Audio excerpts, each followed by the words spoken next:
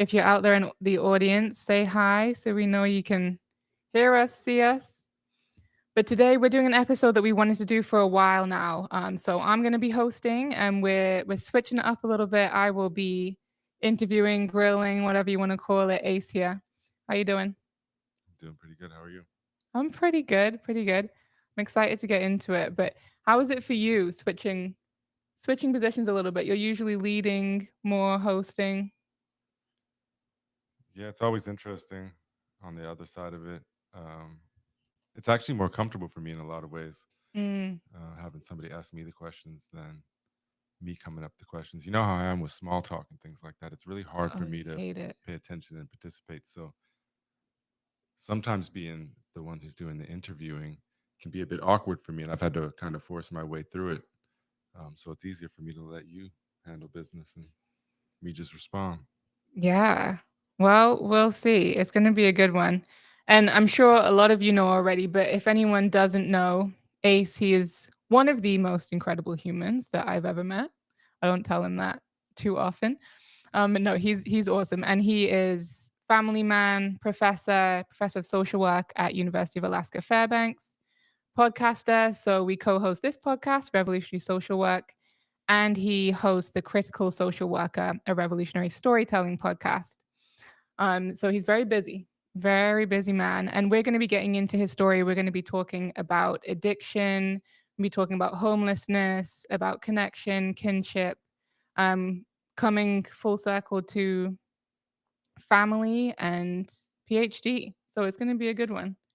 But I was wondering, because we've talked about this off episode a lot, but why for you? Why did you want to do this episode and talk about your story more intentionally than we do in other episodes? I think there's a lot of different reasons, and one would be a simple answer would be I'm teaching the substance abuse course right now over the summer, and I truly believe that one of the best ways that we can learn are from other people's stories, and oftentimes the stories don't align with some of the myths and some of the ideas that we're taught, in just in Mm, our culture and in education, and so I think just an opportunity to give a voice to what I went through and my experience with it all and how I got through it. Um, there's other reasons. Even you and I, we just had our 10-year anniversary, mhm. a whole decade together. And oftentimes I'll be sharing a story just on a whim, right? And you'll say, well, I never knew Yeah. this. And it just makes me think about how many experiences that I had that kind of get lost along the way because you don't talk about them and you don't share them. So part of it is also, I think, for me and to, just share some of it. And I think it's important to think about it in the context of, this isn't like going to be the official story. It's going to be a version of it, because you think about things over time and the memories kind of change and the way you remember them and what you remember and what you don't. And there's no way you could ever include it all. So I just want to say this Yeah. is just one version of many possible narratives, I think, regarding my experience. And there's more reasons, I think, too, but it's a good start. Mhm. Yeah, and it's true. I mean, even being together a decade, there are times that it comes up, and we met 2015. And so obviously there's a large part of your story so far that happened before we met. And yeah, I think things are going to come up today that I'm not fully aware of or have heard about, but in context, it hasn't quite, found its position. So Well, I think too, when I met you, I was much closer to that time. I was yeah. very close to it. I mean, I don't know. I guess actually like 10 years or so, maybe. Yeah, Mm, 10 years.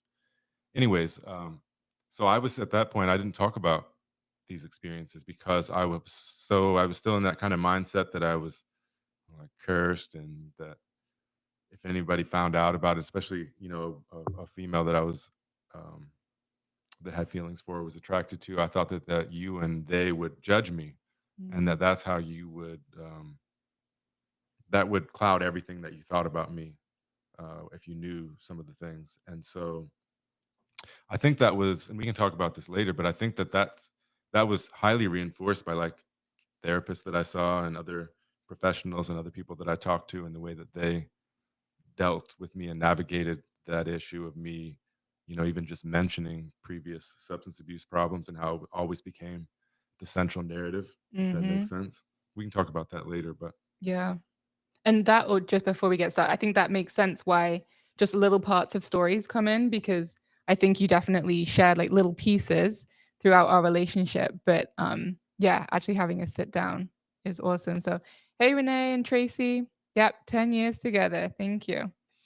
So we'll get into it. Let's start. We'll start just talking about where did your relationship with drugs, substances, into addiction, where did that begin? Maybe just start the story there. Yeah, pardon me while I just pour me some coffee real quick. It's Um, coffee time. I think if we're honest about it, I was always had affiliations with substances.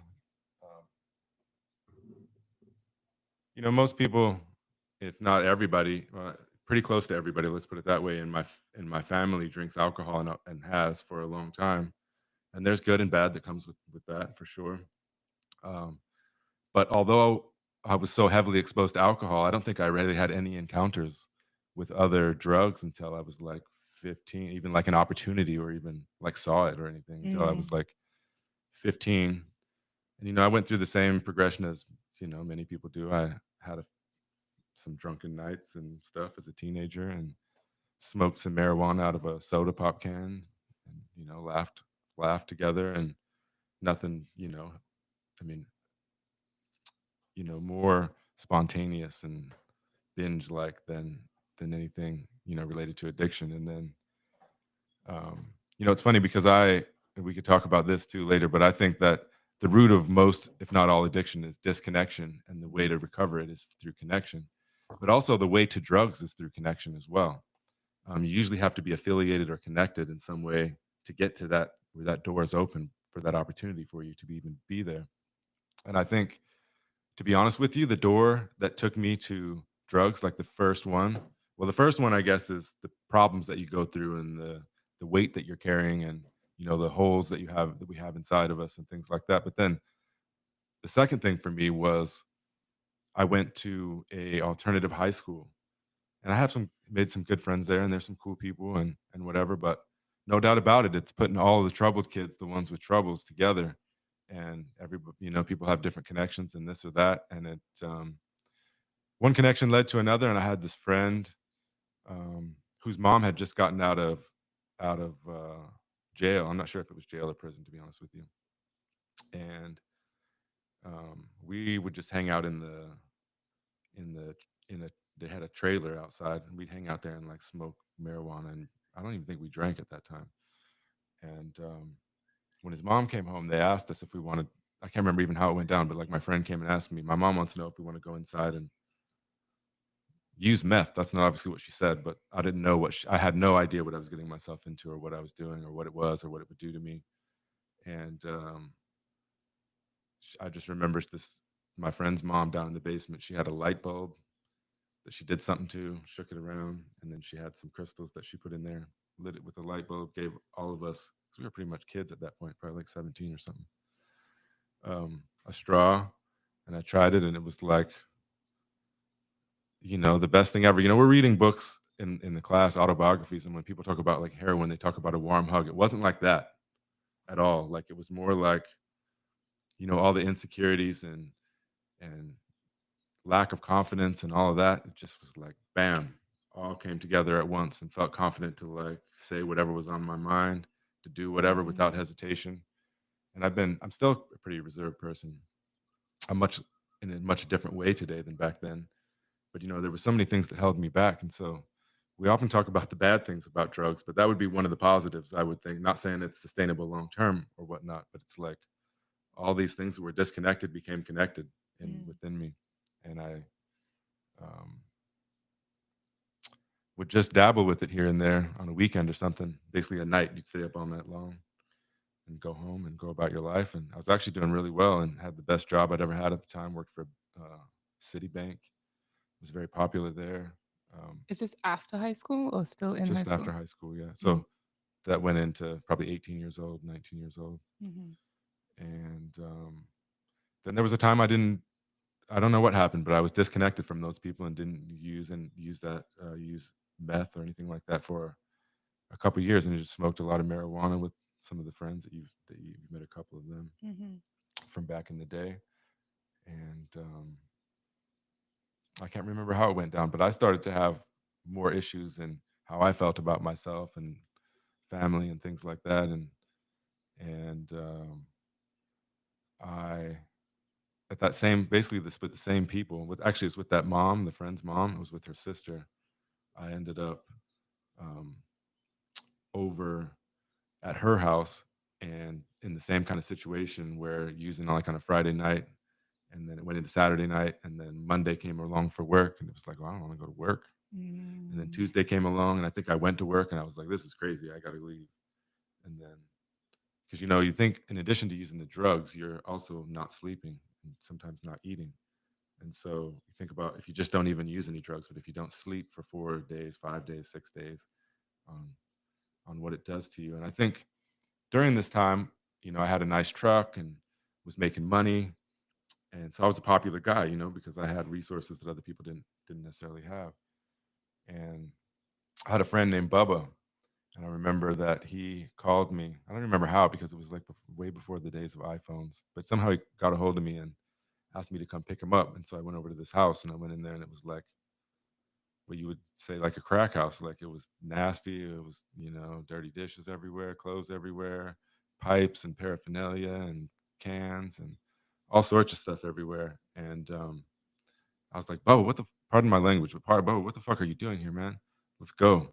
And we left and we went up. I think we went up, took my friend's kids up to the dam, to the lake and swam and had a great time. And, things were pretty much back to normal. And then long story short, and we can talk about some of the in between, but about a year later, I woke up on that in that very same house that I told Bubba that it was crazy that he was going to be there. Mm. And that was when that day I walked to rehab. I decided I was done Huh. and walked out. Do you remember sorry, do you remember having that exact realization that morning of reflecting on when you said that to Bubba? I don't remember. I've thought Mm. about it so many times since then. I'm not sure if I had that specific connection, but I think I had thought about it and knew where I was at. So I was there for about 3 days or something like that. Mm. Um, and 3 days is a long time in that world too, because you're not sleeping and a lot Yeah. goes on. But anyways, I just remember I woke up and I had looked around me. So the only time I actually fell asleep, the rest of the time I would have been awake. So when I woke up and I looked around me and I was like, this ain't me, and like some just clicked in me, and I was like, I'm not doing this. And the lady, this was another friend and his mom. The mom she was like this lady where it had an oxygen mask and smoked meth, not a mask, but oxygen tank, Mhm. and would smoke meth and weed and cigarettes back to back to back while she had her oxygen in and get all her kids' friends high. That's the kind of place it was. Mhm. But anyway, she asked me, Ace, can you go to the store and get some cigarettes? And she gave me $10, which is a little bit more, worth a little bit more back then, I think. I think cigarettes were probably only like $2 or $3. Yeah. And I started walking and I went to the store and it shows you my knowledge on nutrition, but I was thinking I'm starving, like I'm absolutely starving. And so I went and bought a dozen donuts and I was like, I'm gonna eat them all. And I started walking and I ate like one and a half of them and started to feel ill. So I set them down and I just walked like 3 miles maybe that's just a guess, but to the hospital. And because I had no idea how to check yourself into rehab or something like that. And I Mm. just went to the psych ward and asked them, and they were like, "Oh no, no, you got to go down to the other hospital." So then I had to go to the other hospital and checked in over there. Do you remember what you said? Not at the first place, no. I remember going into the second place, and I remember you met with. I don't know what his role was because he wasn't like a therapist or a counselor, but he like handled the intakes and was like Mm. a boss over there. But his name was Mike, and he was asking me all these questions and wanted to see my arms because I didn't shoot up. I've never shot up anything or gone that route, and he didn't believe me, and so he should see evidence of that, and then basically went through and showed me the filing cabinet with all the people that didn't make it, and told me that most people don't make it, but I got a good feeling about you. Mm. So it's kind of like a warning, but with a hint of hope. Yeah. Wow. Thanks. And I think the Monica's question, I think it is relevant for now though, because Monica says, I see drug use presented to children as something that's bad, with limited context provided in order to see to scare, sorry, rather than truly inform. And I think that's a thing that you talk about a lot, right? That drugs aren't always or all bad. There was good that you got from it, which kind of kept you in that for a while. Can you just like expand on that a little bit more? Because Monica's also asking, how do you plan to, or how have you framed these discussions with younger family members or children or just youth in general? Yeah, and it's a great question. I don't have the easy answer because I still struggle with how to. Every time I try to talk about it, I feel like the words don't come out right. Mm, But I think a good place to start talking with this conversation is growing up in America, and we all have different experiences, different areas, so there's some diversity there. But I think in general, we grow up with this, especially the further back you go, the this idea that drugs equal bad, yeah. even though most people take drugs in different contexts and yada yada yada, and people have been, using stuff forever. Drugs are synonymous with bad, right? And so, as an adult who has gone through problems with drugs in society, I'm only really allowed to talk to kids in the sense that drugs equal bad. Yeah. If I say anything else, then I'm encouraging the drug use, if that makes sense, or I'm Hmm. encouraging them to try it. So it's a really fine line, but I'm not telling this story here on this podcast for kids, not saying it could never be accessible or anything like that.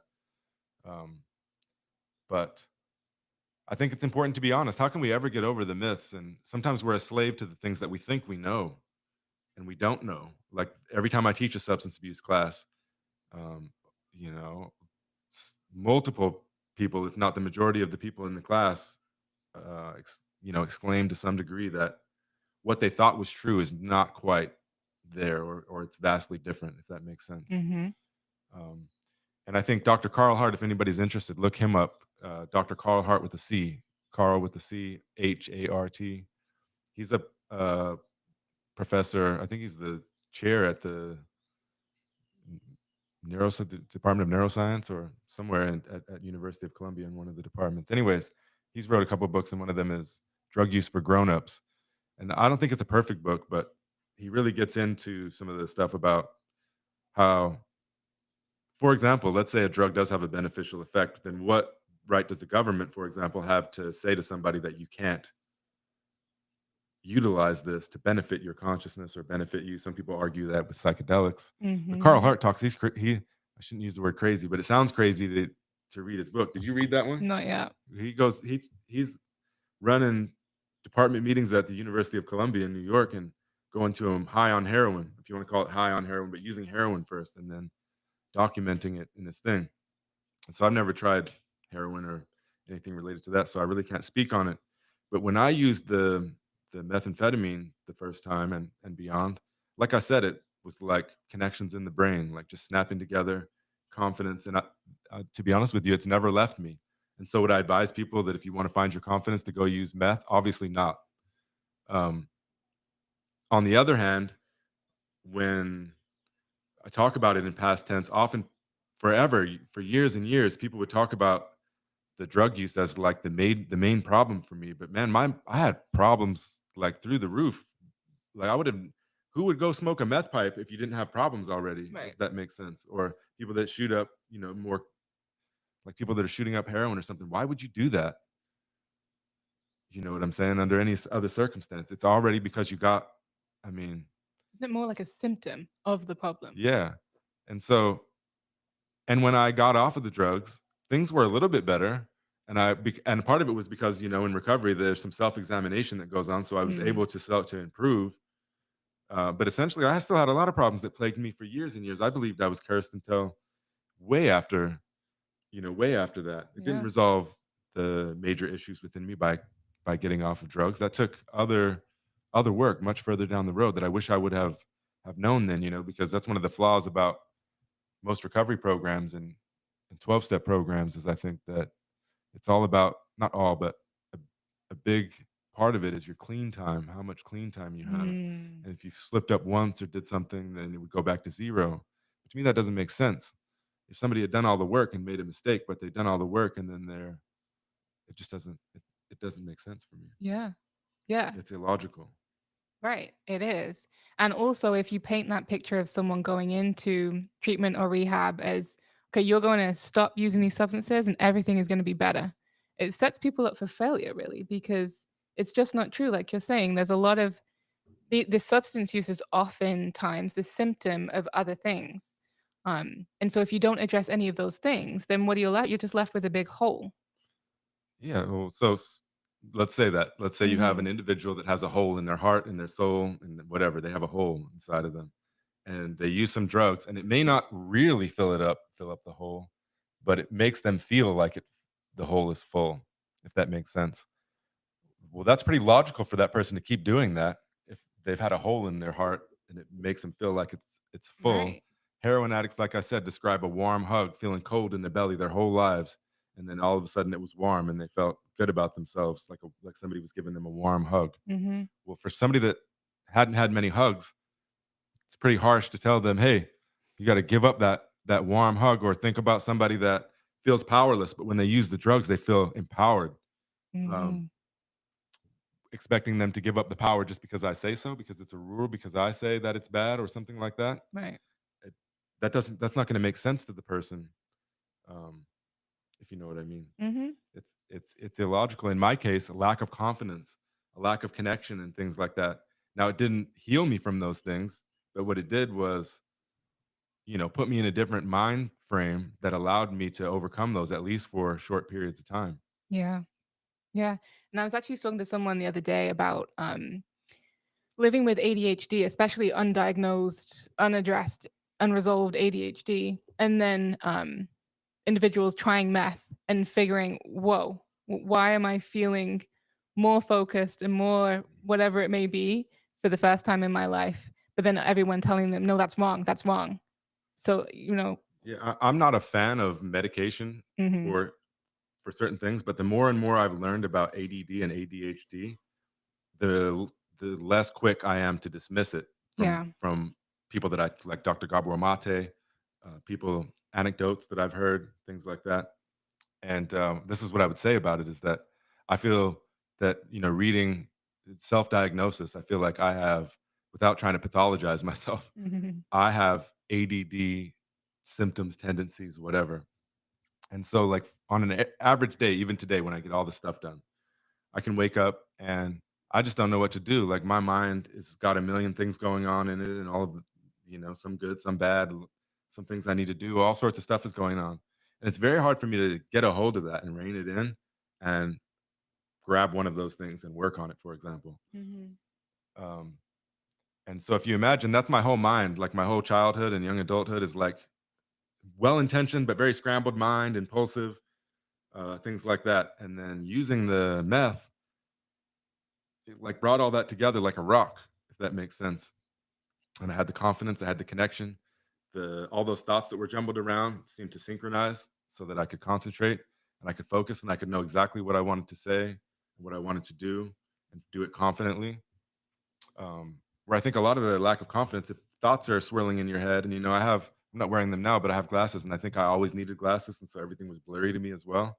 I just went through life as a blur, and the meth didn't fix my vision, but it probably made it sharper, Yeah. to be honest with you, um, at least temporarily. Mhm. And it made my mind sharper, and it made my confidence sharper, and all of those things. And so, of course, I continued to use it. I Yeah. mean, do you know what I'm saying? Of course, I was excited to go use it on the weekends, and of course, it led to me using it more than I should, and then a downfall because who most people aren't able to turn something like that down once it's presented to them. Yeah. Because the flip side is if you come down off the meth, you sleep hard and you're going to wake up with like not a alcohol hangover, but a deficient in nutrients Mhm. and all kinds of things, and you're going to feel bad about yourself. So naturally, what are you going to want? And what's the logical solution is to go back and do it again. Yeah. Yeah. Yeah. No, I think it's very important to talk about that. And just going to the chat, let's see. So Mitchell, he was saying, did you ever try to go back for your friends? Did you feel like you owed them something or feel like or almost blame them for leading you into substance abuse? No, I definitely don't blame them because those friends that I talk about in those areas, they had much harder lives and less support. I mean, their mothers were the drug addicts. Their mothers were the drug dealers. Mm. So no, I don't blame them at all. And I have a couple stories that I could share in this. When I was in rehab, So I was there, I think, for total for 28 days, but my insurance through my parents ran out on one of those days, like 21 or 22 or something like that. So, well, it ran out to stay there. So then I had to go home at Oh, night. right. And so on the first day that I was supposed to go home, and I was going to go to my mom's house, um, and my stepdad's house, it was a Friday night, I believe, for the a Friday for the treatment, and you build a lot of camaraderie, and you're building yourself up in there. So I had a lot of people I cared deeply about inside there with me, and it was movie night, so I wanted to stay and watch a movie. Mhm. So instead of going home at 6 or something, I asked if I could stay, and then my mom and stepdad could pick me up later. And so I don't remember exactly what happened, but somehow something got flubbed. And when the movie was over and I went outside, nobody picked me up and the door was locked. And so all of a sudden in my mind, I'm thinking, well, what should I do? And I was like, oh, I'm going to go over to this house that's down the way and I'm going to tell them, how well I'm doing and whatever. And then, but in the back of my mind, what I would have really been going there is for what, Mhm. it's a good excuse, it's basically destiny, right? I got locked out of the place. His house is over here. And I walked halfway over there and another light bulb clicked and I said, nope, I'm not doing it. And I walked back to the hospital and I slept in the ER on a chair. And then the next day I got accused of, obviously, because I didn't go home and everything, and everyone accused me of it. And one of the counselors there, he was really kind of harsh with me about it, like saying they didn't believe me. And I'd have to say that it's many people can empathize with, but it's really hard when you make the right choice and Mhm. people still treat you like you're guilty. And I know, like, I'd done a lot of guilty shit before then, but like, it made me really mad and wanted to leave as well, but I still stuck it out. And then later, not too long after I got out of rehab, I walked everywhere at that point. And this dude, one of my friends, was actually the cousin of one of the other friends with the moms that I was talking about, and his name was what was his name? Can't think of his real name, Anthony, I think, or something. But his nickname was Little Lazy. He had a lazy eye, Little Lazy. And he was driving by, and he pulls up, and he said, "Ace." And I can't remember how it went down, but I told him I went to rehab, and he just started laughing at me, and he's like, "Ace went to rehab? Shut the fuck up, man! You did not." And he's telling me about the car he stole. He was in a stolen car, and he's like, "Oh, you want to go see Ryan and Dustin, Valencia, the kids of the mom, the drug dealer that I lived with." And I got in the car I just felt like peer pressured almost. And I got in the car and went over there and I saw them and I was like, I think I made up something about going to buy a pack of cigarettes or something. I didn't smoke, so I don't know, but something I said because the store was across the street. And so I went over there and I just like walked as fast as I could and walked to my dad's house. And I was like, this is the last place that I want to be, if you know what I mean. Yeah. And then I've seen other people around, and I've had other people ask me for help here and there that I used to use with, and pretty much they're all gone now. I don't know. I mean, like a couple, a handful maybe that I still know of, and doing okay or better. And most of them, I have no idea. They fell along the way. People have borrowed money from me. People have done all sorts of stuff, and they're gone. So the idea that you usually end up in jails, institutions, or death, or whatever it is that they say in AA, it's from my perspective, it's totally true. Yeah. Yeah. And I think that people don't talk, well, I think it is talked about a lot, but maybe the how hard it is if your connection, your support system, if your family in essence is still involved in that kind of life, in that world, and then you're saying that a lot of substance use happens from lack of connection. But then if you leave rehab and you've lost all of your connections, then what? You Puts you in a you really hard you place. pull out the pipe and you reconnect. Yeah, I'm serious. exactly. I have so many friends. The first kid that I ever used with his mom, I was living with her sister at the time, but I remember he had went to jail for a good amount of time, like some months, however Mm. long it was, 4 or 5, 6 months or something like that. And he got out and he was trying so hard to not use drugs. And the same thing with the other lady's kid. She had another kid that was in prison in Oregon, and he came and got his parole transferred back to Utah.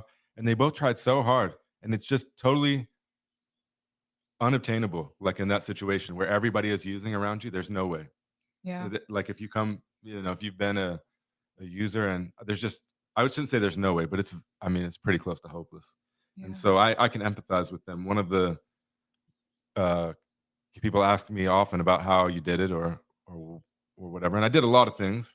But one thing I did have was support. Like there were so many family members that maybe they had looked down on me for various things and whatever. But for the most part, you know, especially when I earned a little bit of trust back, everybody supported me. And then I remember I went to rehab on Valentine's Day, so I guess I would have got out in March or something like that. And by the time my birthday rolled around in June, we had a family vacation, like big family. We used to have these big family parties um, in California and elsewhere, and we'd meet up and rent a house. And like everybody chipped in and gave me money, and so that I could go. And then would support me in like taking the cars and go find an AA or an NA meeting somewhere in California while they all drank.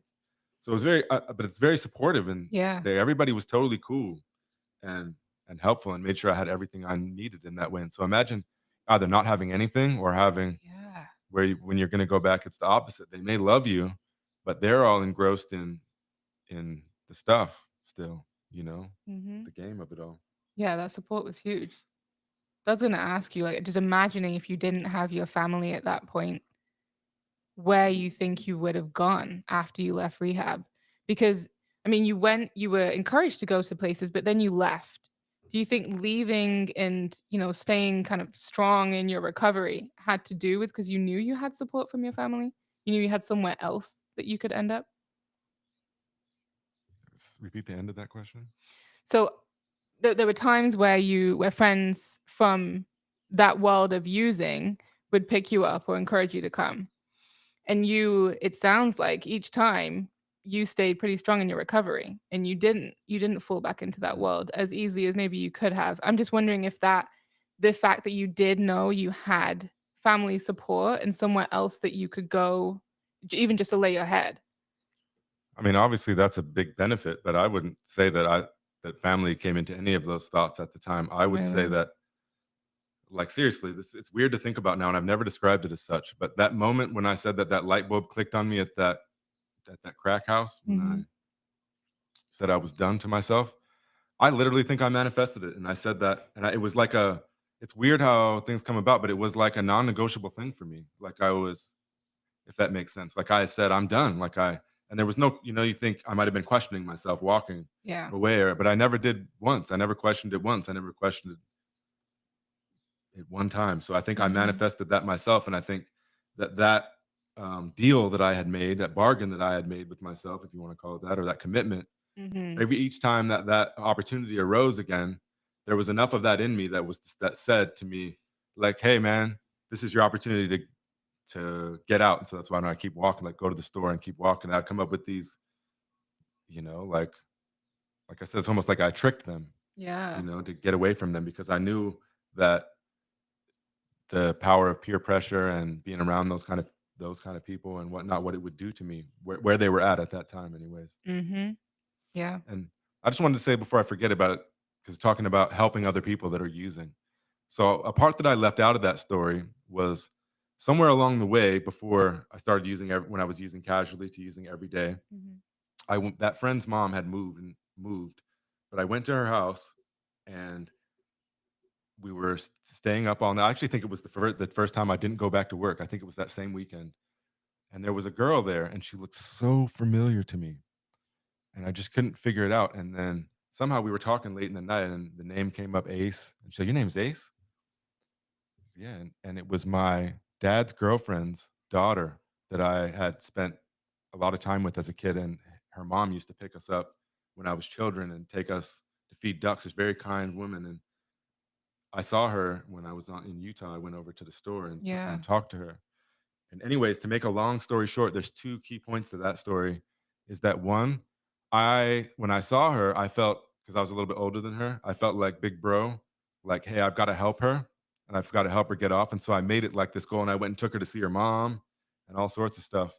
And then long story short, she didn't come clean. I'm the one that followed in her footsteps by being around there and was using daily with her later on. And then the other side to that is that I have had several encounters with her later on, and she just never got out of the drugs. Well, it only lasted a year or so for me, give or take. For her, it was like 20 plus years, and Mm, was with got in some major had a major prison sentence awaiting her for theft, I think, and then she was with somebody using, and they rolled the Jeep, and she broke her neck and is paralyzed, and the dude just left her there. And so we took obviously very divergent paths. And my guess 2 points of that story is one that, really bad things do happen in that lifestyle, and the other is often when we try to save somebody else, we're the one that gets lost. We can only really save ourselves and use our story and do it, even as social workers, and help them find their own way. You know what I'm saying? Like, yeah. we're never going to be able to save somebody else in such a way, no matter how bad that we want to. Yeah. And I think everything you've said so far just speaks so much to that and how you cannot force someone to make that change. Like it really has to be within you and within them to want to make that commitment Mhm. to themselves. And that's obviously varying levels of that. Okay, going back to the chat. Okay. Hey, Ash. Ash says, with all that we've been learning in class about connection in mind, and hearing many stories of concerned folks who did try to reach out to their addicted friends with no success in changing their friends' paths. Is there anything that someone who knew you and was concerned about you could have said or done that would have helped during the time you were using so much? Yeah, I mean, there were a lot of people that I think had good intentions, and like I said, I had a lot of family that love and care about me, but I don't think that they understood me, and I don't think they knew how to listen, how to ask, or to listen um, about the things that were bothering me.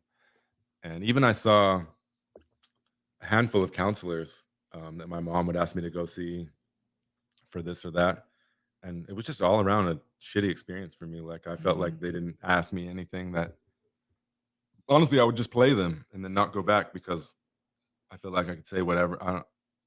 I don't know. I guess to circle back to the heart of the question is that, in Ash in the class, we talk about Gabor Mate, Dr. Gabor Mate, and how he tells us to ask, instead of asking why the drugs, ask why the pain. Well, it wasn't always drugs that were the problem, obviously, before then. mhm. But perhaps they could have asked me, what's so painful? What and listened to me instead of like I think when I would talk about things too, it's hard for a family to acknowledge that, somebody that they love and care about feels a certain way or has gone through a certain experience. They don't want to hear it. Yeah. Maybe that not that they don't want to hear it, but it's hard to hear it. And so it's minimized or it's changed or you should feel differently. That's not what their intention was. So you should feel differently. But as a kid, you don't understand and it's hard for you to feel differently. And there were things that, I don't know, just to keep it simple without, I hesitate to talk about anyone because, again, everybody's doing the best that they can at the time. But I heard conversations with family members about me and things like that when I was a child, and I don't think that they meant them. But as a kid, you kind of internalize those things. And when I asked about them, it was just denied, for example. And so then, I guess you're left as a kid asking, did I imagine it, or what you're going to dismiss because the memory is so visceral and vivid. You'd ask, well, did my parents forget it? And I think that the appropriate thing to do, and again, parents are young and it's hard to know what to do. It's hard to know what to do. Um, but would be to, listen to me and acknowledge and like verify, validate that there was stuff going on. I don't think Mhm. anybody ever really validated um, the stuff that I was going through and the way that I felt. And not from any necessary ill intention or lack of regard. I just think folks didn't know how to do it. But they should have got to the instead of asking why the behavior, Mhm. what's driving it or what's missing. Yeah. Yeah. And that also brings me to another question that I wanted to ask you because like we've talked about before, we have very different experiences. I have not have lived experience with addiction or with anyone in my like immediate family daily life dealing with addiction. So it's just very different experiences. And I've talking to people I work with now, especially like interns or people working towards licensure, is I don't they don't feel comfortable working with people who are dealing with substance abuse because they haven't dealt with that themselves.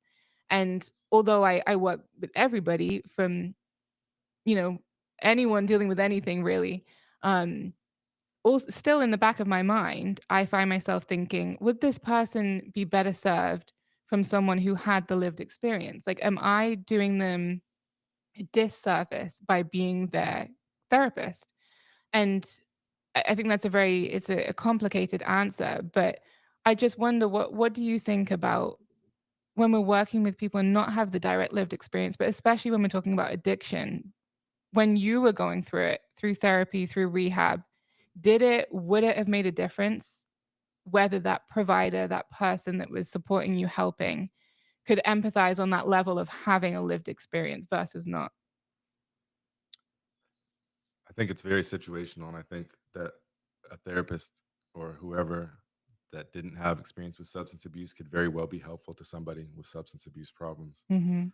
On the other hand, like, the guy who was my counselor when I went through rehab the first time, his name was Rick, and he was, like, just kinda this nerdy guy that wore a sweater, but he had, like, legendary stories, and he had, like, 20 years sober or clean or whatever, Mm. and it gave him a lot of, like, I don't know, street credit almost, if that makes Yeah. sense, that everybody, I mean, like, literally everybody, talked about Rick like a legend, even though he was, like, this goofy guy in a sweater, if I that love makes that the sense. sweater keeps coming up. Yeah, I remember he always had a green sweater on, um, Yeah. and, very much looked like your typical, counselor, especially back from, like, the '90s, and he would sit on his hands like this, and you'd be like, you'd say something and, you'd try to bullshit him, and he'd be like, "Are you full of shit, Chris?" But This is no. in Utah, yeah? Yeah, no, there was Yeah. so I think that it does, and I think there could be a level of understanding, but you have to also understand or overstand that there's a lot of different kinds of experience with substance abuse, and Yeah. somebody may have had a completely different, I don't know that an intravenous heroin addict truly is gonna understand me. When I read that autobiography by Aaron Neville, um, the singer, heroin addict, I don't know that he empathize I mean, I'm not saying he wouldn't empathize with me, but I don't know that he would understand me. Mhm. Right, it's not like you went through addiction, you understand all addiction. No. Not at all. And I think I missed part of my point actually when you were saying about if someone had asked you why the pain? What is so painful, right? And that's what we can all do as social workers, that we're doing that all the time. As therapists, we're doing that all the time. And so Yeah. I think I just try and remind people and myself, I guess, is if we feel incompetent in some way because we lack a lived experience, you can still go to that question of what is so painful? Why the pain? And go from there. And just go from that human connection where you can look at that stuff. Yeah, and you may not be able to empathize with the drug use, but you Mhm. ought to be able to empathize with feeling shitty. Exactly. For example, that's a pretty common Yeah. thing that somebody feels like in a certain time. And I think, when it's actually hard for me even to even put myself there. But the reality is that I walked around, and it's something that I can't even really describe, but I walked around with just a high level of pain on a day to day, moment to moment, second to second basis for like ever since I can mostly remember, Mm. if that makes sense. And so, like even somebody, an adult acknowledging that the pain exists, even if they don't understand it, for example. Yes. So I think that it could have been there. I just don't think that anybody ever was able to even get close enough to me to do that. If you know what I mean. Mhm. Definitely no counselor ever got anywhere in No. that realm. No. No. I did want to touch on what Alice said in the chat. Said the Scottish article I read yesterday said something like 60% of drug related deaths happened within 6 months of leaving inpatient rehab. And so I just wanted to, I know you've talked a little bit, but about what happened after rehab. And a lot of people relapse after rehab. And you talked quite a lot on why you did in that commitment to yourself. But going the years, continuing past that, maybe just share some stories on there. Yeah. Well, I think first of all, um, you know, put yourself in rehab. I know there's obviously a wide diversity of the way that rehabs go down and the way that they're run and all of that. And mine wasn't like the most like fantastic place in the world either. It was cool, but it wasn't. There was nothing super special about it.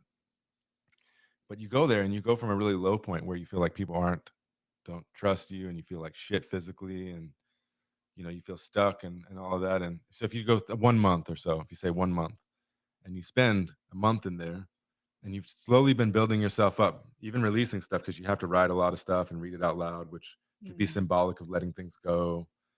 Um, you're leaving. You should be leaving on a really, really, really high note.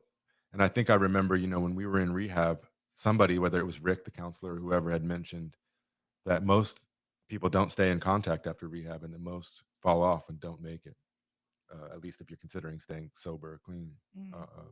abstinent from drugs. And he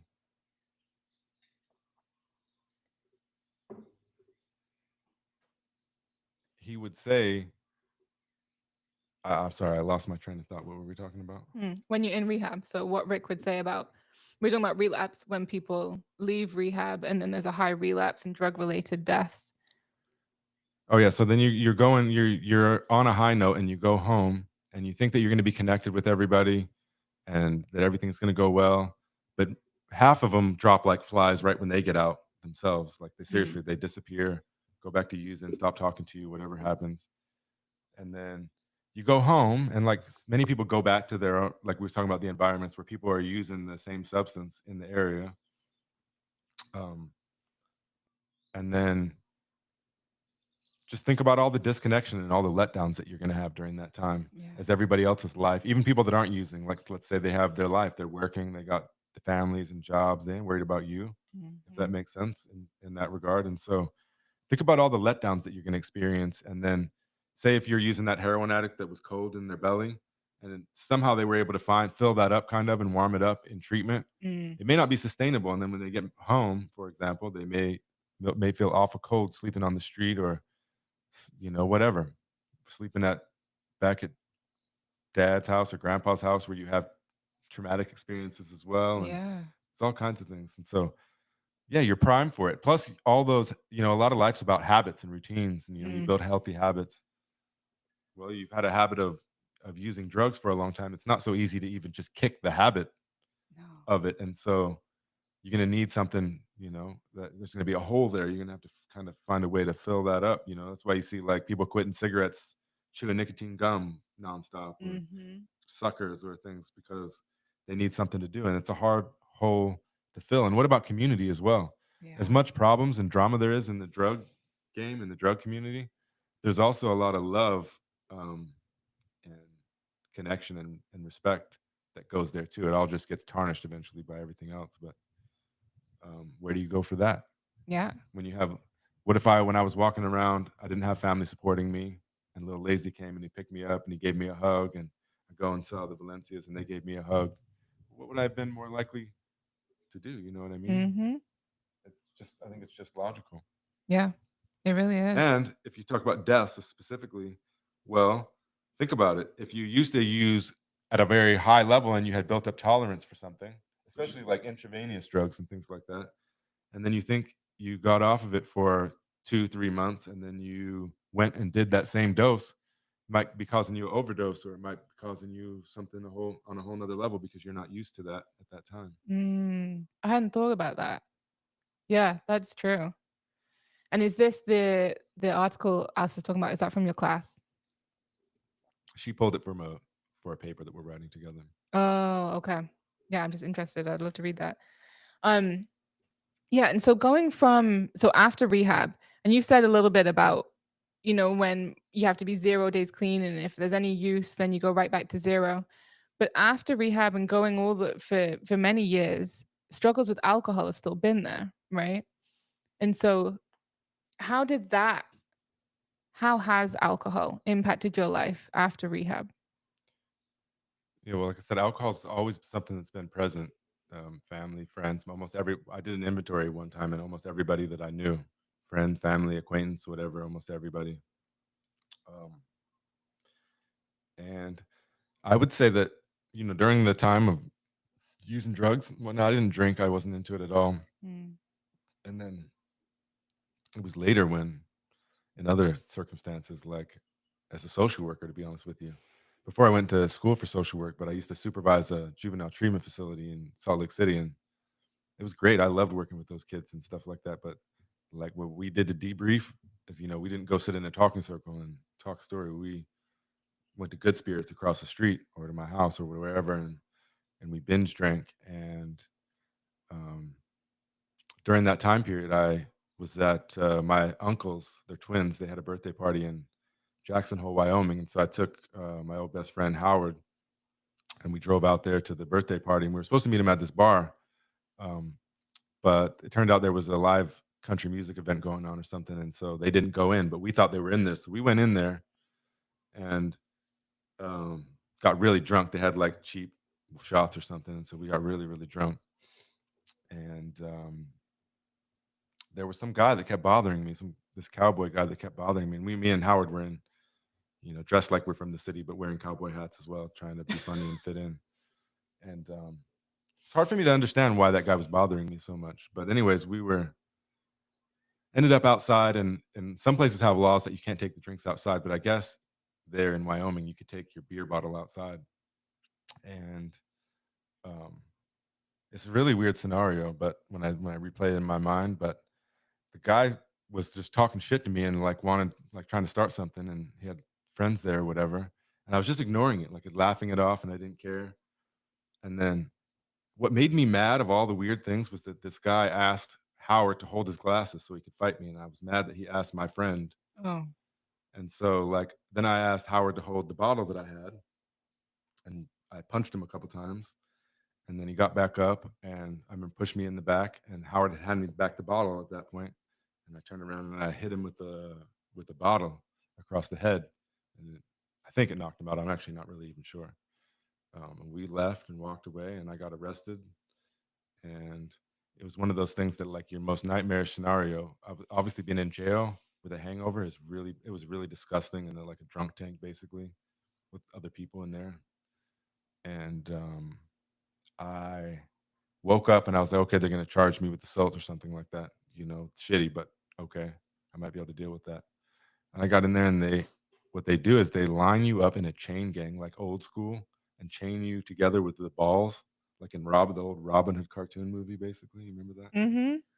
And they put you in a chain gang, and they walk you down Main Street to the courthouse, and they make you strip down to your lowest layer inside like a white tank top. You know what people used to call wife beaters. And I had to go with like looking just hungover Mhm. to court in a chain gang, and the judge said he was charging me with aggravated assault with a deadly weapon, a felony. And I was like, "Oh my, it's like shooting somebody."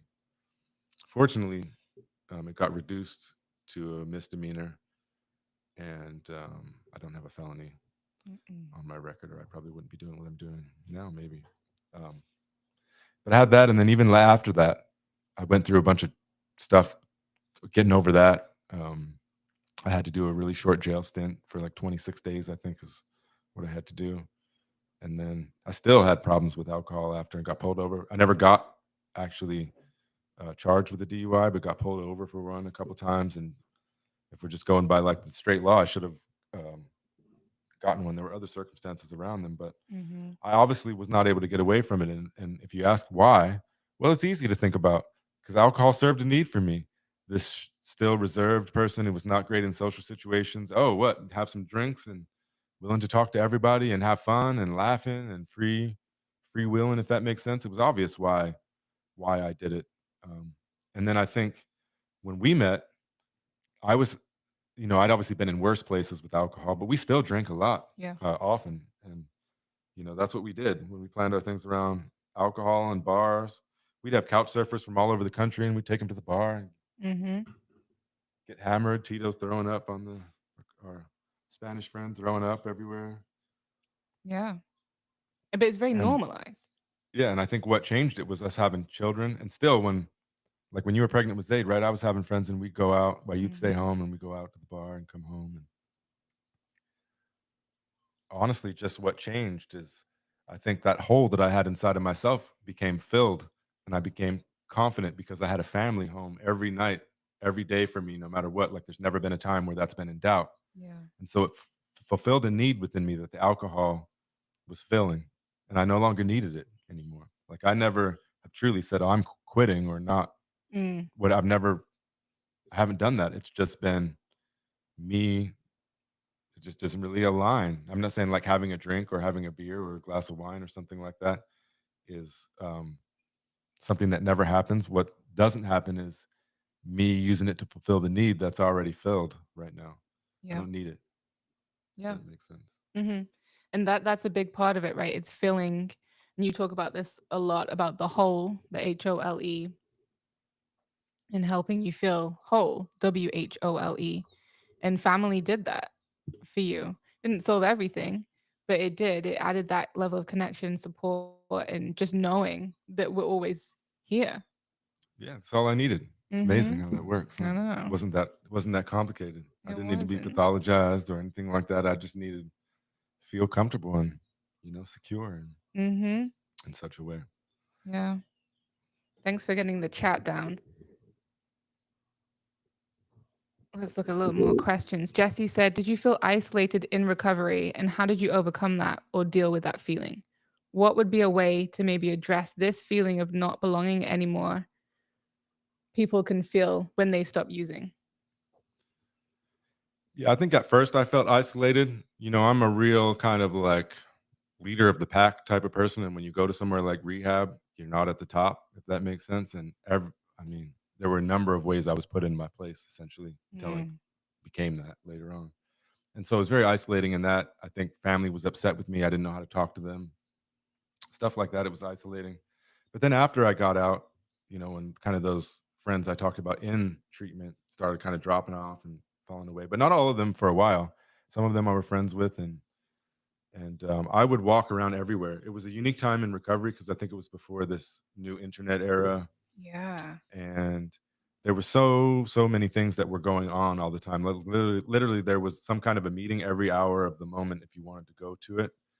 And honestly, I used them for social events. Like I would go, I needed friends. I couldn't, obviously wasn't going to work out for me to hang out with the old friends. Mhm. And so I needed new friends and um, just became this kind of guy that would walk around everywhere and go to all these meetings. And they had lots of cool stuff. They'd have dances, they would have like camping events, they'd have sports tournaments. They had every Sunday, they had pickup softball, and we ended up creating a softball team and playing together for years, which I made incredible friends. Mhm. And so I'd say that the number one thing is to like, if you don't have anything to do, then make that something to do is like connecting and recovery. And I get it. It's probably different now. A lot of stuff's online and other stuff, but find ways to make, that's what I would say is you got to find ways to make connection, connect. If you feel Mhm. disconnected, walk somewhere where you might be even connected a little bit.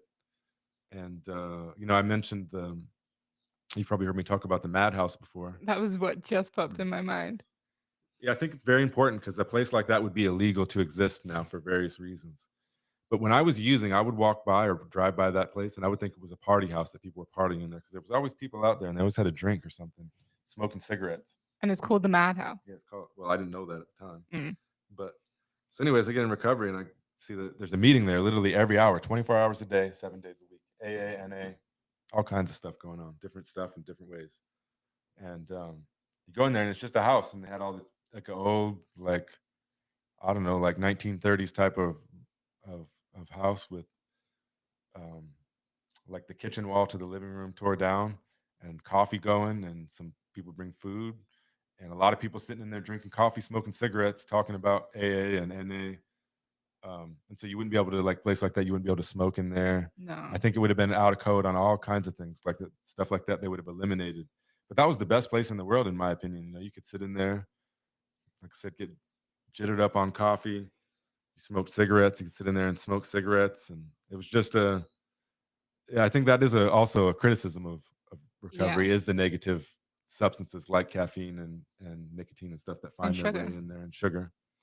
Um, But on the other hand, like you were asked to be nobody else but yourself and do exactly what you need, and if you got a nervous tick, you need to be smoking your cigarettes to be able to talk, which believe it or not, there's a lot of people like that that need to be Mm. smoking something to be able to talk. Mhm. Um, so if you're a social worker or a future social worker and you have somebody like that, try to don't encourage their smoking cigarettes, for example, but try to accommodate them. And if they're, especially at first, and if they have trouble talking to you, would they say that they smoke, then try to take them outside and let them smoke first or during or the beginning of it or something. That's just my perspective. Mhm. But the Madhouse was dope. That's what kept me connected with stuff like that and all the people. And people are can be shisty in recovery too. You got to remember they're just coming off of drug addiction, but they can also be super friendly and kind and express kinship. And I did all sorts of fun stuff with those people, and I have no idea where most of them are at now. But um, yeah, stay connected, get connected Yeah. one way or another. Go there and make yourself known. Offer to make the coffee the next meeting. Stuff like Mm, that. Find a service or something like that that you could contribute. yeah. And that's why I think it's beneficial as social workers or therapists, counselors, whatever we are. If we focus more on helping people find that connection, then organically the other stuff can become a little bit more easier. So if the focus isn't always on like, well, how many drinks you have? Are you still having cravings? Like all on the substance, and we look more at the level of connection and support and community.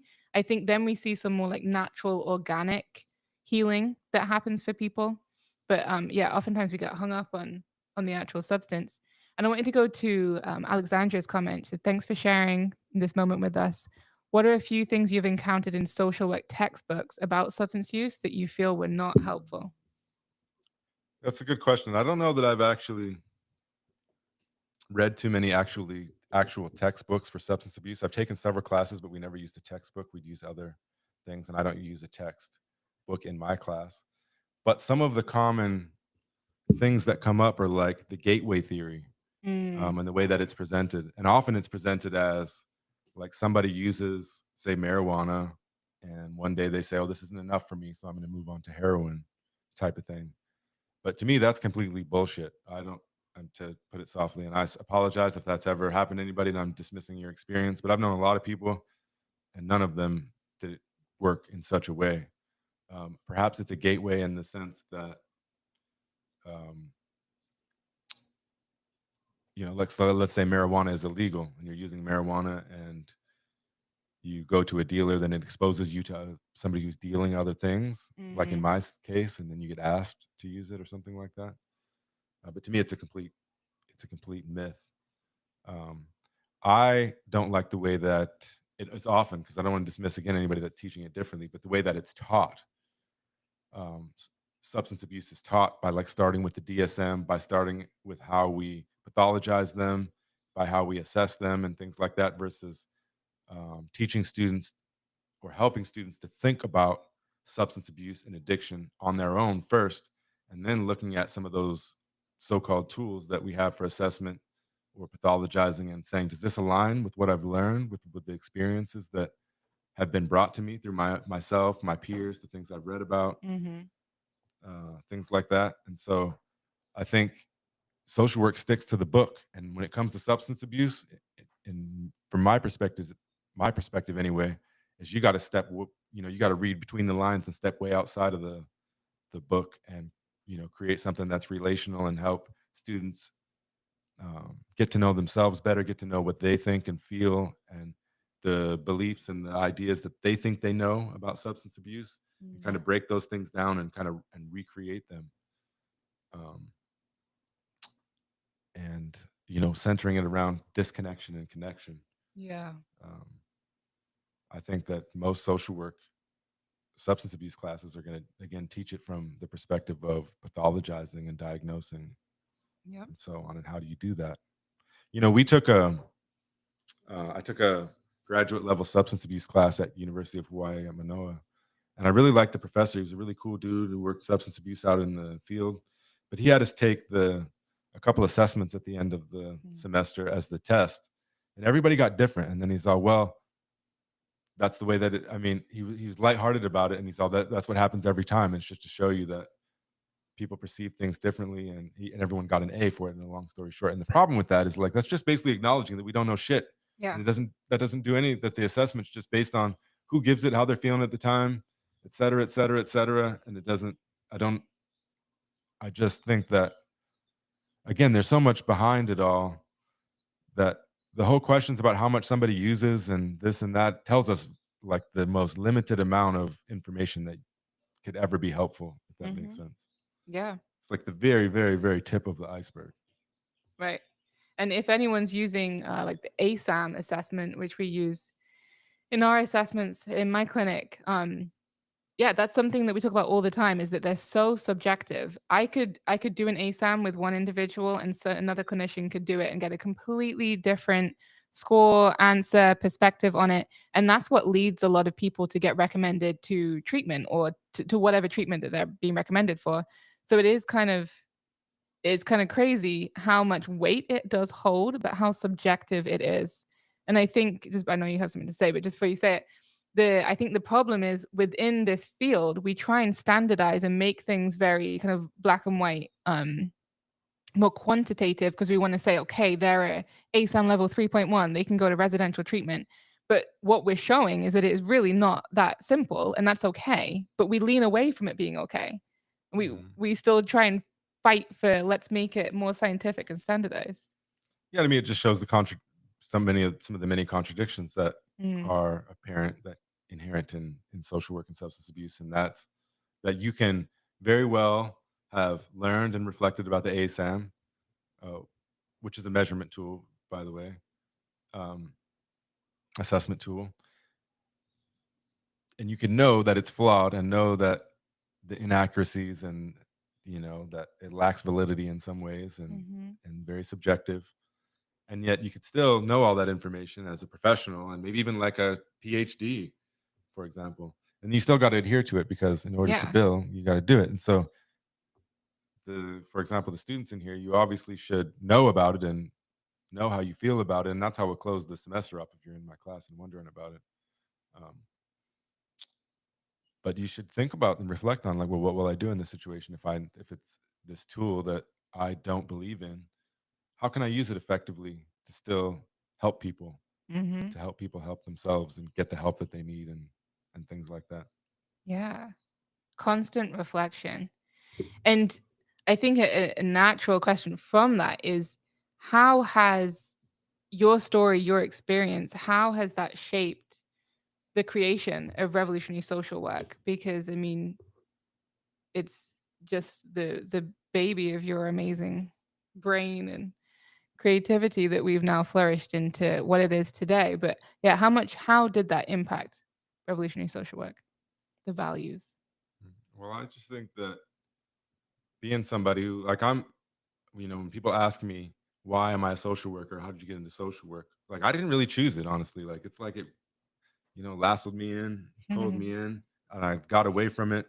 When I left my MSW, I said I wasn't going to do this anymore and was going to change it up and went some other routes. And then it pulled me back into education, a place that I fit a little more cleanly, I think. And I'm somebody who's curious, and I've been disappointed multiple times in the field, in the realms of social work, by other people and organizations' lack of curiosity and conformity, I guess you might say, even when it's obvious that there could be better routes or better alternatives, or however you want to say it. And Mm, so, I guess, long story short, I've experienced these contradictions and these letdowns so often over the years, where I'm asking myself, and we all ask ourselves this somewhere along the line about life or about something, is like saying, like, I just don't get it. It just doesn't make sense why this is the way that it is. Why, why does it have to be this way? Like, again and again, why? And then you think you're going to get, like, when I went to grad school, master's degree, I was like, oh, okay, this is going to be the next level where we're going to use deeper critical thinking skills. And we did in some ways. I'm not dismissing the program or dismissing people's experience in there. yeah. But on the other hand, like, it was still very surface level, like pathologizing crap, in my opinion. Um, and funneling you, like training you, rather than helping you to become the best human and social worker that you could be, and exploring the newer ideas and different ways of thinking. It was more like, this is the way that it is, and check A for therapist and check B for case management. Mm, Which one will you do, if that makes sense? yeah. And I just think that over time, those questions kept building up and building up. And I created the podcast and talked to more people and talked to more people. I talked to students. Students are like, I just don't get why this is the way, and this doesn't make sense. And you start being honest and you start having deeper dialogue, and you realize, for one, how much most people really do value the truth, and how much further we could go by speaking power to the truth instead of what sounds good or conforming or whatever. Mm. But I think that the values of revolutionary social work came from being is that most things in social work are going to be like competency based type of stuff. Um, and I don't believe that you can be competent in many of the things. As you said, cultural competency is the easiest one to pick on, but I don't Yeah. believe that you could be culturally competent. What does that mean? That you're culturally competent? You're not competent. If you were humble about it, then you would know that you're not, and um, you would realize you need something different than a competency. And I think that's with many of the things. And so you've said this many times before, but um, it's often times you can find yourself in a circumstance where you don't know what to do. You don't know what's the right choice. It Yeah. happens all the time for me. What is the right choice to make here? And there's no competency that can make me competent in making the right choice in every unique circumstance. However, there are a value system can do that. And so I looked at it and I said, hey, what social work actually needs is a value system. And I'm not saying I'm perfect on the values that I've created for revolutionary social work. I think I've done a very good job. I should say, we've done a very good job. Um, but when you hit that point where you're like, I don't know what to do, but if you look at your values, you can know who you are, Hmm. and Who to if be. yeah, if you know who you are, then you know who to be. And as a social worker, I'm a revolutionary social worker. So when it comes to certain things, I've got to check the values, and I've got to ask, like, is this nonpartisan? Me participating in this? Am I biased in a certain way? Um, when I'm teaching about stuff in social work, am I doing a good job at not marginalizing, like, say, indigenous ideas, indigenous practices, African practices, or am I centering them? Am I being relational? I mean, am I valuing kinship? Am I standing up for what I'm for, or am I only talking about what I'm against? Mm. Things like that. So I think my experiences in social work made me question everything, and some of it I still don't get. But I've realized that the only way to do something is to do it. And so we're kind of making that path by walking it, with Yeah. revolutionary social work. And I think that it's unfolded exactly as it was meant to be, if that makes sense. It's never what you expect or initially intend, but the way that it's manifested itself has just been incredible from my perspective. Yeah. And the connections we've made Yeah. through revolutionary social work is it just proves how important connection is. And Alexandra, we appreciate you being here. I'm glad you did see the LinkedIn post a few hours ago. So I did want to talk about now how you, after going through all of this, um, how do you maintain your current state of mind and state of well-being? Obviously, not it's not perfect, but you have your family, you're secure in that way, but that doesn't solve everything. So, how are you still who you are today? Well, I think I like to use the idea hills and valleys. In my whole life, I go through a series of hills and valleys, ups and downs. And when I was younger, I had really big ups and really big downs. And then even when you talk about drug use, I actually think that kind of streamlined it a little bit, especially when things were good. Mm, Um, but later on, those hills and those valleys came back. And so I'd ride these big highs where I'd have some achievements, and, I was doing things that I never thought possible. And I'd also have lows where I'd feel terrible and then go down through droughts. And I'm still that person. I still have the hills and the valleys, and I still can wake up and feel like that accursed child. But the best part about it is that that's not my reality. So I can wake up and open my eyes and see what's around me, and move past it um, pretty quickly. But I think that Daniel Mate, when we had that conversation, or I don't know, I guess you were a little bit a part of that conversation a couple mhm. years ago. But he talks about in the Myth of Normal about how, like, he came to see things that I think he's talking about cyclothymia, Yeah. which is basically like depression, similar to depression, right? Similar to bipolar more, Bipolar yeah. depression. Mhm. Anyways, he was talking about how he learned those downtimes that he had. Instead of looking at like, hey, this is a weakness. This is I'm cursed.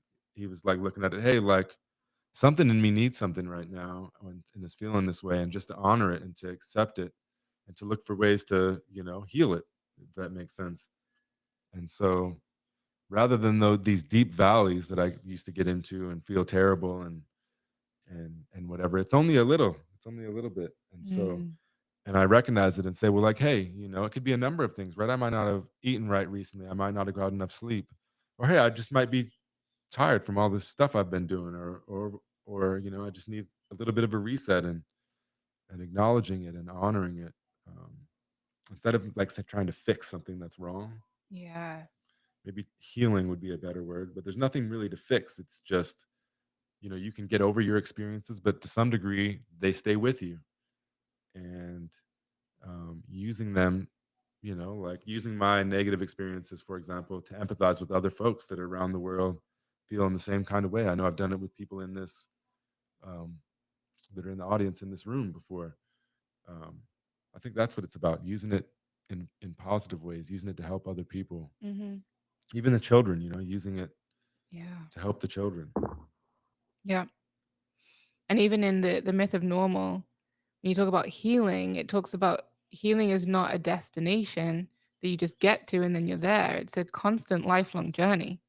You're going to die still healing, You don't fully get to some destination there. So it's constant self-reflection and looking at, like you said, what areas do you need a little bit more nurturing at that time, which is why the circle of self, I why I created that kind of framework, because it is different elements that you need to check in on. Like you said, with food, are you nourishing yourself enough with the right foods? Are you drinking enough water? Are you drinking too much coffee?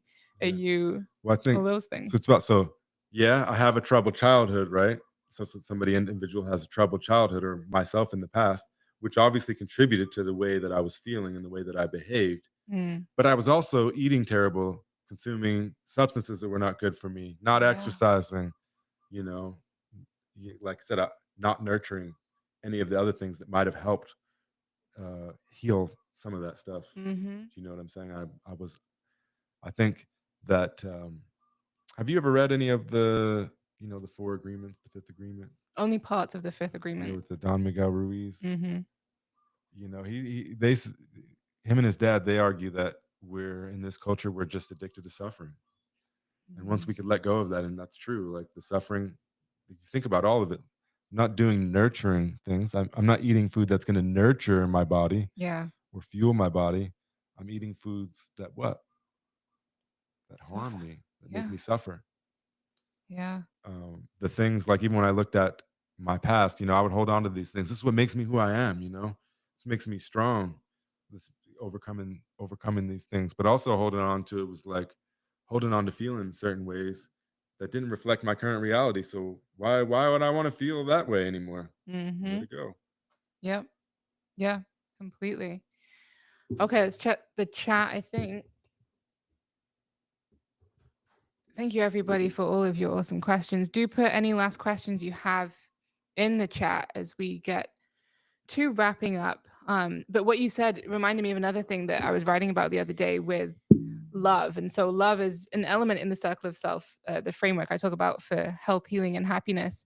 And I was just reflecting on the amount that a lack of self love can lead to things like addiction and substance abuse and other things where you just kind of self-destruct in Mm. ways, and a lack of self-love can be for many reasons, but oftentimes it's not addressing those painful times that may have happened as a kid, and hearing certain things in your mind that probably came to you from other people when you were a child, and then you start repeating them themselves. So self-love, how would you say your journey with self-love has been, and where is it at now?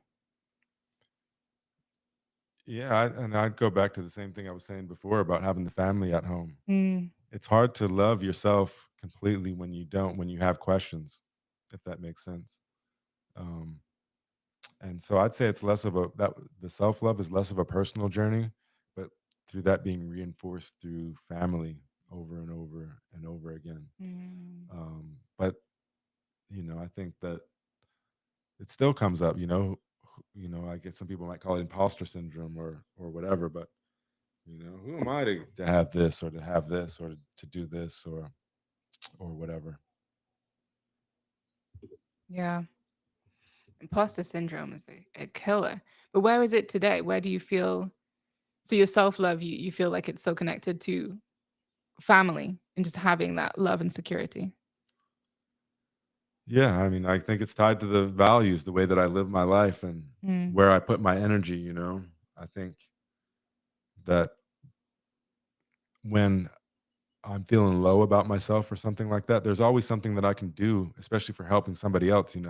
My yeah. inbox is always full of students needing some help, or whether it's advice or a question or help with this. There's always people reaching out from the podcast. There's always something else to do, a new idea to develop. And so I think that I express my own self love by, you know, actually living and adhering and embodying the values that I have, chosen for myself, Mm, and that allows me to love myself. Right? If you sit down and you write down who you want to be, and all the values it would take to be that person, if you live those and you follow them and you embody them, of course you're going to feel good about yourself, and of course you're going to love yourself more, because you're loving the person that you're creating instead of reacting to the person that the world produced, if that makes mm. sense. Yes. Yes. That is so true. Thank you for that. Sometimes we think that we're, like I always said, that, hey, it's just the way that I am, but it's not just the way that I am. You went through a series of experiences throughout your entire life Mhm. that made you into this person, but you have the opportunity to change the way that you look at it. And it's not easy. I used to hate that too, and people like, well, just you know just Stop. just yeah, or just change the way you look at it or whatever. It's harder. It's much easier said than done, but it is the reality. The way we're perceiving the world is the way we're feeling and experiencing the world. And you're the only one with the power to really change the perspective, if that makes sense. You may not be able to change everything, but you can change. If you're in a prison cell, you may not be able to change that you're in the prison cell, but you can change what's going on in your mind and in your Mhm. heart. And fortunately for most of us, we're not that confined, that we have the opportunity. Um, You have so much more power than we think. yeah, get to know yourself. Go spend some time not being captivated by something, Mhm. or be captivated by nature or something like that, or Yeah. from our inner voice. And it's hard. I still struggle with it all of the time. But I would say that if one thing has never led me wrong ever, it is that, that inner consciousness, the voice inside myself, whatever, like, it literally has guided me to places that I never thought possible Mhm. before, when I didn't trust it and I trusted the world. Yeah. Yeah. Thank you. So, Ace, is there anything else on your heart that we didn't cover today that you wanted to share? No, I didn't really tell any crazy stories or anything like that, but that's all right. That's kind of, in a way, You can lead us off on a making it crazy story. grandiose. No, there's too many, actually. When I was trying to think of what to tell, Yeah. I think that living a life like that, I guess one thing that I would say is that, beyond even like the drugs and the trauma and all that, one thing you can be addicted to is the lifestyle and the adrenaline and the Mm. things that go along with it. Um, yeah, I wish that I could just wish that I had had a camcorder back then Oh my to record some of the goodness. things that went down, because it's crazier than I can ever put into words. Although it would have been cool to tell the stories another time. We'll find some time on another We episode. will. And I am highly encouraging Ace to write a book about his story, which will probably have those crazy stories in it. Because I just think there's so much that we can learn and just get from your experience and your story and the power of it and where you're at today. Like you said, it's not any kind of blueprint of how to get to somewhere, but storytelling is a powerful tool for us to be able to walk our own path and our own journey. So, Yeah, I think one of the most powerful things that people, I don't take um, compliments and all that well no, you still to don't. this day. But one of the things that's been the most meaningful that people have said to me was like, "Hey, when I saw you, I said, "I could do that then." When I saw you Yeah. that and you heard your story, and I heard you talking about this, well, I said, "Well, hey, that sounds like me. I can do that." And I think that that's the most rewarding one of the most rewarding and powerful things that people can say, for Mhm. sure. Yeah. And that kind of compliment you take better. Mm. I've noticed that. Okay, let's answer Tracy's question. So Tracy says, personally, I think it's all part of our journey. However, how do we have compassion for our holes, HOLES, recognize and attempt to heal individually and collectively? Yeah, it's so hard to recognize it. I mean, like grandmother Rita Blumenstein says, most of us are walking around with a big hole in us. And I think we're filling it with by consuming other things, food and media and all kinds of stuff. And I think being able to find that and recognize it on your own is hard. And Mm. that's um like if we're looking at it from a social worker's perspective, that might be you might say that's the ultimate goal, right? Is to help somebody heal the wound inside themselves, heal the soul wound, heal that hole within them, make themselves more full, reconnected and things like that. But you can't do it for them. And you can oftentimes you've got to know this, right? Where you're presenting something that's as clear as day to somebody that you're working Mhm. with, and they just don't see it. And they'll be like, but this, and they'll talk about their spouse or something instead. Or Deflect and yeah. defend. Yeah. Well, We so all you do it. so yeah, I don't think that we can do. I think what we can do is present opportunities and tools to get there. And then maybe one time it clicks for them. Mhm. Even if something in reconnection might be connected with ancestry, for example. Well, for many people that's going to sound just weird, that it's going to sound like something they can't do, that's so far outside of the box. But if you kept talking about it and sharing experiences and things like that, you might be providing an opportunity for them, if that makes sense. Inviting Another thing I think is being willing to listen to people. Mm. um, s- Oftentimes people will find it on their own just by having the opportunity to talk and let things come out of themselves. I always say this, but I've often worked with people that I'm like, these people ain't gonna want to talk to me. Back when I was a social work intern and really lacking confidence and whatnot, but I could never be more further from the truth.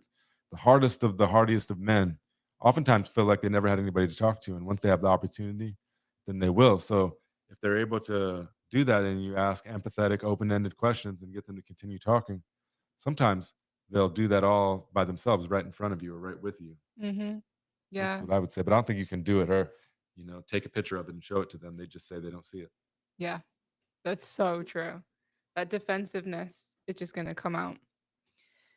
But yes, yes, Jesse, we're going to encourage you to write a book. And I love Alice's comment. We should write a box set, Circle of Self plus your story. Mm. Get on it. The Circle of Self with Ace's story, Could be a 10-part series. with a story from Professor Ace. No, Yeah. we got to keep them separate. We got to keep these ones separate. Oh, for sure. We'll maybe align together Uh-huh. on the No, they're next one. coming. We just got to find time to write. Everything that all of the projects and ideas, Ace has more projects and ideas he comes up with every single morning. So to try and find time to write in between those. Yeah, see, if we lived in the old world, I'd just have all you students come and watch my kids. That's the way that they would have did it back in the day. And then I can write the book. Yeah. No, we'll get there. We'll get there. But thank you so much, everybody. Let's just, yeah, check if there's anything else. Thank you so much for all of your contributions and questions. Any last words? I just want to say I appreciate everybody. You know it already, but I appreciate everybody that's here. I appreciate you and just appreciate the life I have and the opportunity to talk about it. Hmm. Yeah. So thank you, everyone, for another great episode. We'll get this one produced. It'll be up. We're a little backlogged with some, but we'll Yeah. get there. So peace, everybody. All right. Take care.